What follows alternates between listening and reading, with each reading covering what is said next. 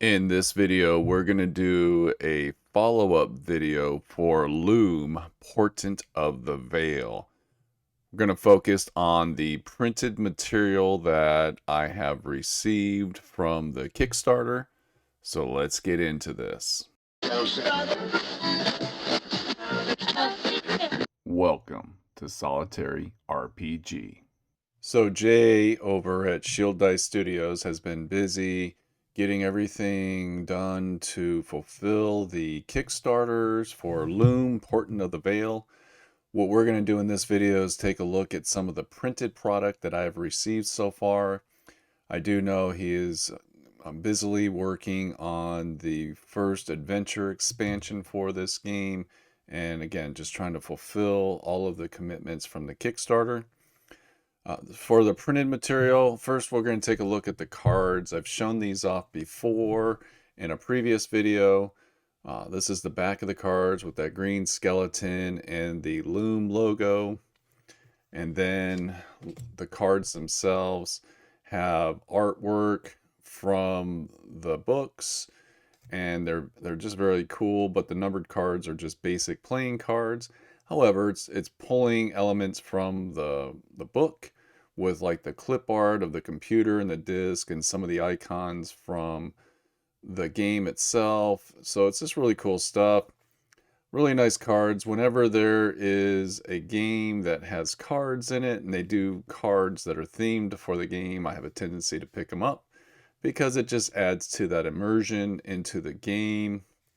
So these are the cards that have been released for Loom because this game does use cards. You can now get the main rule book as a print on demand from Drive Thru RPG. It's an 8.5 by 11.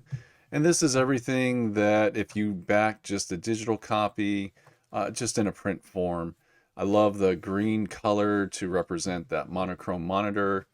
One of the things you're going to see in here that I didn't get when I got the test copy is in the back. We now have a larger map, so you don't have to use the small map on the character sheet.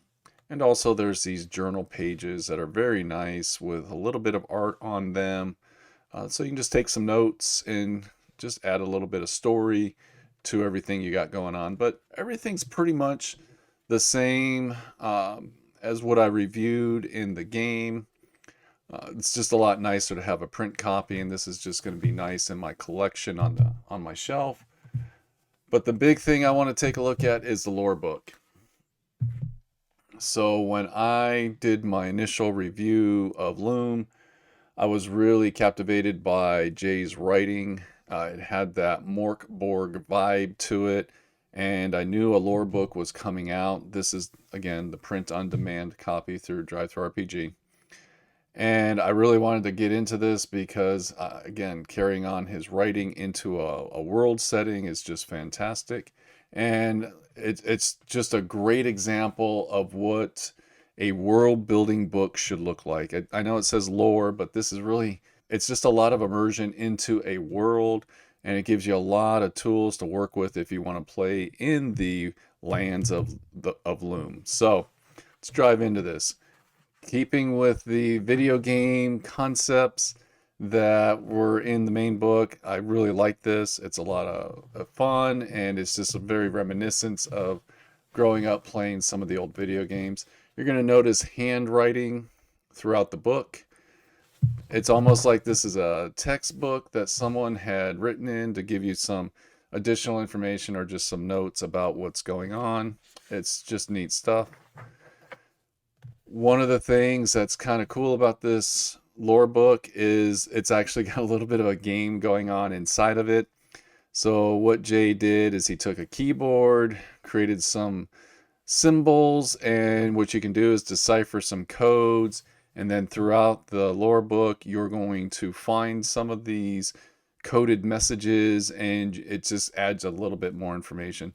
So it's a little bit interactive in a roundabout way. It gives you something more to do than just read a rule book. So I like that. It's just a nice little touch. You have your contents page. Basically, every page is broken down. So if you're looking for something in the book, you'll find exactly what page it's on. You'll be able to flip right through it. Even listed the fiction and some of the art pages and things like that, so you kind of know where everything's at.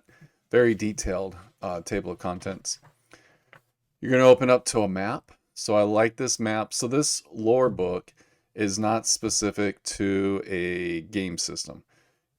This is system neutral. Use whatever game you want. But this map is not very detailed. It's just kind of a general brushstroke of the world. Doesn't tell you how far things are from one another. So this gives you the opportunity for whatever rules you're using to use the travel rules and the terrain rules for the game system you're playing. Gives you an idea. This is a very rocky mountain area. There are some flat spots, some valleys and things like that. Down in here is more of a I guess you could say a foresty area, but everything else is mountains. So you can just use whatever system you want and take those travel rules and you can play in this world. Again, here's some of that coded messages that we were talking about. And again, you'll find this stuff splattered throughout the book. But I like that. It's a very artistic map. It's not a very detailed, doesn't have scaling or anything like that. Then you're going to come into the gods of Loom. So this is always important with world building, is to add some sort of who do people pray to, because this kind of information gives you some tools to use when you're role playing in the world. So if your characters are praying to one of these gods, it's almost like alignment in D&D. You can use the information provided here to help guide your characters. But also, if people in certain areas pray to a specific god, or NPCs that you come in contact with believe in a certain god, you can use that information to help roleplay them. It's something that I've learned through reading books about world building that is always important. And you've got a few gods here that you can choose from. Then over here, you got this cool piece of art. Again, we have more of that coded message going along the side there. This something you can do to decode it, give you a little bit more information. And I like it here. We're really leaning into that video game, play, pause, the VHS tape type stuff. This piece of art is just very cool. You got the sword going through this person's head with someone being sacrificed at the tip with skeletons praying to it. It's just a neat piece of art. I just like it. So now we're going to get into some information about different. You can use the following pages of information two ways. You can use this information to create characters to play in the world of Loom. You can play a Highland Knight, or you can play a Trail Guard. And it gives you enough information that you can generate a character from it, or you can also use this information to help generate NPCs or specific types of encounters to play the game. And what you're going to find is you're going to find a little bit of information, like the Highland Knights. They pray to the god who left. So this is a very a very religious type of a character. And you've got these little brackets down here, these little filled in squares to kind of give you an idea of how to generate their stats. So if you were to play or create a Highland Guard, they're going to be very strong. They're not going to be high in the knowledge area. They're going to be moderate in the knowledge, but they're going to have better grit. They're going to have low agility, maybe because they're in armor or they're wielding a big shield and or a sword or something like that. But they're going to be strong in the faith. So you can take this information and whatever rule system you're going to use, that could be used to help generate your stats for your character if you were playing one of them, or to create an NPC, because you could use this information to help role play the NPCs and give them some sort of reaction or response, knowing that they're really religious. They won't do wrong and they'll do good and all that kind of stuff. So something to look at. You're also, here it says who do they worship to. So we know the Highland Knights worship the god that left. You have some skills that you can pull from. Maybe some of these will be listed in the rules that you're using, or you can find something close to represent those skills. And then they all have a quote. So this is kind of cool information, kind of like their motto, words they live by. and you get some starting gear. So this is really neat information for all of these different. They can either be characters that you're going to play, like like a thieves and fighters and anything else, just in their own names, or you could just use them for NPCs. But we have quite a few that you can choose from, and again, just great stuff. Lots of information to pull from, so that you can create your play in the world of Loom. Then we come out to this spread. When I first saw this, it was like, kind of took me to like 1970s. This was airbrushed on the side of some guy's van with some shag carpet inside of it. Very 70s heavy metalish vibe to it. So digging it. So just great art to look at to kind of bring you into the world. And then we're going to come across a lot of the different locations. These are going to be either adventure sites or just information about the different areas. So we got these monasteries here. If we come down here, here we have the monasteries, and they're in the Vale. So what you're going to get is you're going to get a little bit of past history on this location, and then you're going to get present information about this location. So it's always good, especially with world building, to talk about the past and then tie it into the present, so that way you're a little bit more immersed into the world. But you got some information to read about the location, and then the Vale, which is where the monasteries are basically located over here. You're going to have like groups that hang out in that area, like this is their home base or where they're mostly located. You're going to have important NPCs in the Vale, other NPCs. You got like a little D20 chart here for minor NPCs, but you have more important NPCs here to learn about, and maybe some people to interact with for your adventure. And then we got songs. I really like this. This was a nice touch, because sometimes, maybe you're sitting in a tavern and there's some people that are drunk and they're singing a song, and now you have some lyrics to pull from, talking, singing about the history of the area, which is just really cool. And then we have an adventure site. So this is kind of leaning heavily into the video game style dungeons that we used to see back in the day. But they're all numbered, and you have brief information about each one of the different rooms for this adventure. You got a lot of fiction to read to kind of set up the adventure. Very detailed information. And I think Jay just went above and beyond creating all of this. Just love it. And again, if this doesn't work for you, you can use any one of the hundreds of dungeon generation tools that are out there to generate your dungeon so it's more visually appealing to you, or you can just use the one that's in the book. It's all good stuff. Again, I really like how it leans into the old video games from back in the day. Not so far back to like the old Ataris, but pretty far back. And then we come into another location. Again, talking about the past, talking about the present, giving us a piece of art to look at. Very cool stuff. And then we're going to get into the different factions and groups in this area. This one is a little bit different, because if you enter the Pilgrim's Door by night or by day, you have some different things that can happen, which is cool. And then you're just going through the adventure here.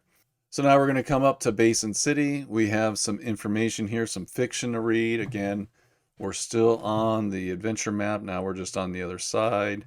So you can read this information, even let your players read the information. This is just giving them history and a little bit of knowledge of the area. You got a nice piece of art to look at. You have an adventure site, and you got everything kind of listed so you can go wandering around the city, get yourself into some trouble. Again, you got all the groups of people that live within the city, and it's just really cool stuff. More NPCs, people to interact with. And then we got a celestial chart. So this is more about the world. You could even say this might have more to do with the gods. So neat stuff to see.